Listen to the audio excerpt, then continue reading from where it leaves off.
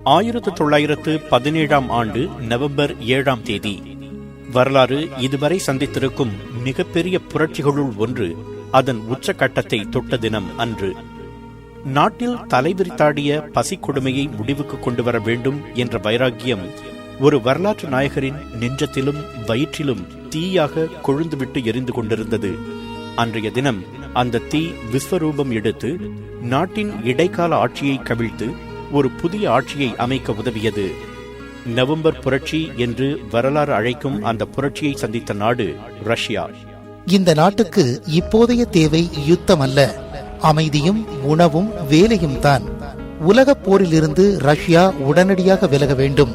பசித்த வயிற்றுடன் நம் இராணுவத்தினர் இனிமேல் வீம்புக்காக போர் முனைகளில் சாகக்கூடாது. மக்களுக்கு அமைதி, உண்ண உணவு, விவசாயம் செய்ய நிலம், இந்த மூன்றும் தான் இந்த நாட்டின் இப்போதைய தேவை என்ற ஆவேசமான பிரச்சாரத்துடன் தன் நாட்டு மக்களை ஒன்றுபடுத்தி அந்த நவம்பர் புரட்சிக்கு வித்திட்டு ரஷ்யாவில் கம்யூனிஸ்ட் ஆட்சி மலர வழிவகுத்த அந்த வரலாற்று நாயகரின் பெயர் லெனின்.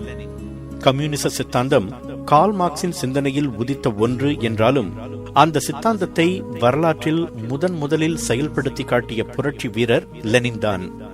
1870 ஏப்ரல் 10 ரஷ்யாவின் வால்கா நதிக்கரையோரம் உள்ள சிம்பிஸ்க் என்னும் நகரத்தில் பிறந்தார் விளாடிமிர் இலிச் உலியனோவ் என்ற லெனின். அந்த நகரம் இப்போது லெனினின் நினைவாக உலியனோவ்ஸ்க் என்று அழைக்கப்படுகிறது. லெனினுக்கு அலெக்சாண்டர், டிமிட்ரி என்ற சகோதரர்களும் அனா, மரியா, ஆல்கா என்ற சகோதரிகளும் இருந்தனர். அவரது தந்தை நம்பிக்கைக்குரிய அரசாங்க அதிகாரியாக இருந்தாலும் லெனினின் மூத்த சகோதரர் அலெக்சாண்டர் முற்போக்கு கொள்கையும் தீவிரவாத கொள்கையும் உடையவராக இருந்தார். அப்போது ரஷ்யாவை ஆண்டு வந்த ஜா மன்னன் மக்கள் நலன் மீது அக்கறை இல்லாதவனாக இருந்தான். மன்னனை கொல்வதே ரஷ்ய மக்களுக்கு நல்வாழ்வு கிடைக்க ஒரே வழி என்று நம்பிய அலெக்சாண்டர் அதற்காக திட்டமிடத் தொடங்கினார். அந்த திட்டத்தை அறிந்த மன்னனின் அதிகாரிகள் அலெக்சாண்டரையும் அவரது நண்பர்களையும் கைது செய்ததோடு மட்டுமின்றி 1887 மே 8 அவர்களை தூக்கிலிட்டு கொன்றனர். அப்போது லெனினுக்கு வயது 17 தான். சிறு வயதிலிருந்தே தன் அண்ணனோடு நெருங்கி பழகியவர் லெனின். பெற்றோர் தெய்வ நம்பிக்கை உடையவர்களாக இருந்தனர். ஆனால் அலெக்சாண்டருக்கும் லெனினுக்கும் மதப்பற்று இருந்ததில்லை. எனவே குடும்பம் முழுவதும் ஞாயிற்றுக்கிழமைகளில் ஆலயம் செல்லும் போது அவர்கள் இருவரும் மட்டும் ஆலயம் செல்ல மறுத்தனர். பிள்ளைகளின் சுதந்திரத்தில் பெற்றோர் தலையிட விரும்பாததால் குழந்தை பருவத்திலிருந்தே புதுமை கருத்துக்களோடும் சுயமாக சிந்தித்து செயல்படும் மற்றும் முடிவெடுக்கும் வாய்ப்போடும் வளர்ந்தார் லெனின். விளையாட்டிலும் படிப்பிலும் பள்ளியிலேயே முதல் மாணவனாக திகழ்ந்த அவர் உயர்நிலைப் பள்ளி இறுதித் தேர்வில் மாநிலத்திலேயே முதல் மாணவராக தேறினார். அண்ணனின் மரணம் அவரை பெரிதாக உலுக்கினாலும் தன் நாட்டுக்கு புதிய ஆட்சி தேவை என்ற எண்ணம் அவரிடம் வேரூன்றி வளரத் தொடங்கியது. கசான் நகரில் உள்ள பல்கலைக்கழகத்தில் சேர்ந்து சட்டம் பயின்றார் லெனின். ஒரு தீவிரவாதியின் தம்பி என்று கூறி முதலில் அவரை சேர்த்துக் கொள்ள மறுத்தது பல்கலைக்கழகம். ஆனால் அவரது கல்வி தேர்ச்சியை கண்டு அது மனம் மாறி அவரை ஏற்றுக்கொண்டது. அங்கு இருந்தபோது தன்னுடன் படித்த முற்போக்கு சிந்தனையுடைய மாணவர்களுடன் சேர்ந்து போராட்டங்களில் ஈடுபட்டதால் அவரை பல்கலைக்கழகம் வெளியேற்றியது. ஆனால் வைராக்கியத்துடன் சுயமாகவே படித்து 1891 சட்டத்தில் பட்டம் பெற்றார் லெனின்.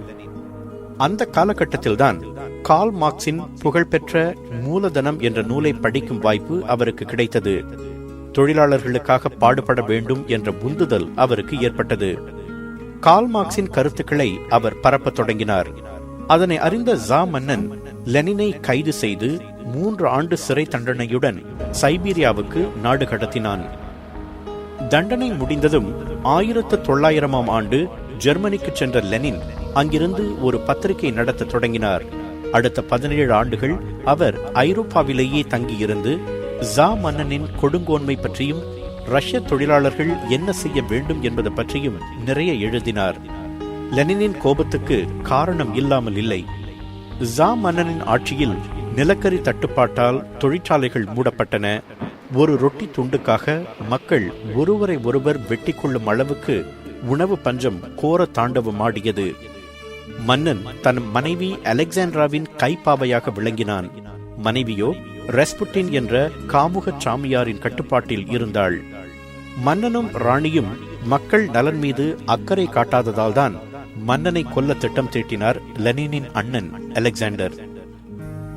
தங்கள் பிரச்சனைகளை சொல்ல அரண்மனை நோக்கி ஊர்வலமாக போன அப்பாவி மக்கள் ஈவிரக்கமின்றி சுட்டுக் கொல்லப்பட்டனர். பொறுத்தது போதும் என்று ஒரு தேசமே பொங்கி எழுந்தது. 1917 ஆண்டு பிப்ரவரி மாதம் வீதிகளில் திரண்ட ரஷ்ய மக்கள் மன்னனுக்கு எதிராக எழுப்பிய கோஷங்களால் ரஷ்யாவே அதிர்ந்தது. அந்த சந்தர்ப்பத்தை பயன்படுத்தி மிதவாத சோஷலிஸ்ட் என்று தங்களை அடையாளம் காட்டிக்கொண்ட ஒரு குழு ஆட்சியை கைப்பற்றியது. பெருங்கோபத்தில் இருந்த கம்யூனிஸ்டுகள் ஜா மன்னனையும் அவனது ஒட்டுமொத்த குடும்பத்தையும் நிற்க வைத்து சுட்டுக் கொன்றனர். ஆனால் புதிதாக ஆட்சிக்கு வந்தவர்களாலும் உணவு தட்டுப்பாட்டை போக்க முடியவில்லை. ஜா மன்னன் மறைந்தாலும் நாட்டின் அவலங்கள் மறையவில்லை. அதுதான் சரியான தருணம் என்று நம்பிய லெனின் தன் தாய்நாடு நோக்கி புறப்பட்டார். அவருடைய சகாக்கள் உருவாக்கியிருந்த செஞ்சேனையை கொண்டு அதே ஆண்டு, அதாவது 1917 ஆண்டு நவம்பர் 7 தலைநகர் பெட்ரோகிராடை சுற்றி வளைத்தது லெனினின் படைகள். இடைக்கால ஆட்சியின் வீரர்கள் துப்பாக்கிகளை கீழே போட்டு விலகி நிற்க ஒரு சொட்டு ரத்தம் சிந்தாமல் ஆட்சியை கைப்பற்றினார் லெனின். ரஷ்யாவில் கம்யூனிஸ்ட் ஆட்சி மலர்ந்தது. பிரச்சாரத்தில் கூறியிருந்தது போலவே ஆட்சிக்கு வந்த மறுநாளே நிலப்பிரபுக்களின் விளை நிலங்களை கைப்பற்றி விவசாயிகளுக்கு பிரித்து கொடுத்தார் லெனின். தொழிற்சாலைகளின் நிர்வாகம் தொழிலாளிகளிடம் ஒப்படைக்கப்பட்டது. வங்கிகள் தேசியமயமாக்கப்பட்டன. லெனின் ரஷ்யாவில் கம்யூனிஸ்ட் ஆட்சியை அமைத்த பிறகுதான் பெரும்பாலான நாடுகளில் கம்யூனிசம் பரவத் தொடங்கியது. கார்ல் மார்க்சின் கொள்கைகளை அவர் பின்பற்றினாலும் அடக்குமுறையை வன்முறையால் தான் எதிர்கொள்ள வேண்டும் என்றும் அவர் நம்பினார். நிறைய புத்தகங்களை படிக்கும் பழக்கம் அவரிடம் இருந்தது. தனது புரட்சிகரமான கருத்துக்களை அவர் புத்தகங்களாகவும் எழுதியிருக்கிறார். அவரது எழுத்துக்கள் 55 தொகுதிகளாக வெளிவந்திருக்கின்றன. 1922 ஆண்டு மே மாதம் லெனினை முடக்குவாதம் தாக்கியது. உடல் செயலிழந்தது. 2 ஆண்டுகளில், அதாவது 1924 ஆண்டு ஜனவரி 21 தனது 54வது வயதில் அவர் காலமானார். அவரது பதப்படுத்தப்பட்ட உடல் இன்றும் மாஸ்கோவின் சென்றதுக்கத்தில் பார்வைக்கு வைக்கப்பட்டுள்ளது.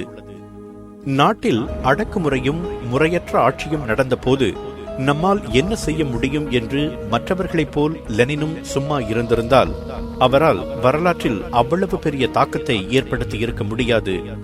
கம்யூனிச கொள்கைகளின் நிறை குறைகளை பற்றி நாம் சிந்திக்க வேண்டியதில்லை. ஆனால் நாட்டில் வறுமை போக வேண்டும், எல்லோருக்கும் வேலை கிடைக்க வேண்டும், அடுத்த வேளை உணவு கிடைக்க வேண்டும் என்று சிந்தித்ததாலேயே வரலாற்றில் அழியா இடத்தை பெற்றிருக்கிறார் லெனின். அவரை பற்றியும் ரஷ்ய புரட்சியை பற்றியும் வர்ணிக்க முனைந்த மகாகவி பாரதியார், மாகாளி பராசக்தி உருசிய நாட்டினர் கடைக்கண் வைத்தாளங்கே, ஆஹா வென்றெழுந்தது பார் யுகப் புரட்சி, கொடுங்கோலன் அலறி வீழ்ந்தான் என்று கவிதை வடித்திருக்கிறார். நம்மால் மிகப்பெரிய மாற்றத்தை ஏற்படுத்த முடியும் என்ற அசைக்க முடியா நம்பிக்கையும், தன் இலக்கை நோக்கி இரவு பகல் பாராமல் உழைக்கும் மன உறுதியும், எல்லோருக்கும் எல்லாமும் வேண்டும் என்ற பரந்த மனப்பான்மையும் தான் லெனின் என்ற அந்த வரலாற்று நாயகனுக்கு வானத்தை வசப்படுத்த உதவிய பண்புகள். அந்த பண்புகளை நாம் வளர்த்து கொண்டால் லெனினை போல் ஒரு தேசத்தின் தலையெழுத்தையே மாற்ற முடியாவிட்டாலும் குறைந்தது நம் தலையெழுத்தையாவது மாற்றிக்கொள்ளலாம், எந்த வானத்தையும் வசப்படுத்திக் கொள்ளலாம்.